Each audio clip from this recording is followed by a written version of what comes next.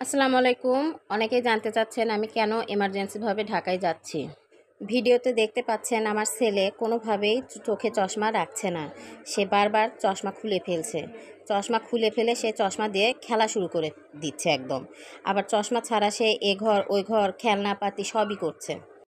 যেহেতু ওর চোখে সমস্যা আর ডাক্তারের যে নির্দেশনা যে ওর চোখের চশমা কোনোভাবেই খোলা যাবে না, এই জন্য আমরা ধারণা করছি ওর চোখের পাওয়ারে হয়তোবা কোনো সমস্যা হয়েছে, যার কারণে ও চোখে কোনোভাবেই চশমা আর রাখছে না। এই জন্য এমার্জেন্সিভাবে ঢাকায় যাচ্ছি মঙ্গলবারে, আর বুধবারের দিন যাব জাতীয় চক্ষু বিজ্ঞানে।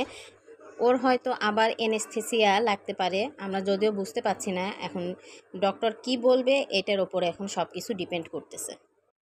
আমরা সবাই অনেক টেনশনে আছি, তো সবাই আমাদের জন্য দোয়া করবেন, বিশেষ করে আমার বাবুর জন্য দোয়া করবেন যেন ওর চোখটা তাড়াতাড়ি দ্রুত আমরা ডাক্তার দেখায় একটা ডিসিশনে আসতে পারি। আল্লাহ হাফেজ।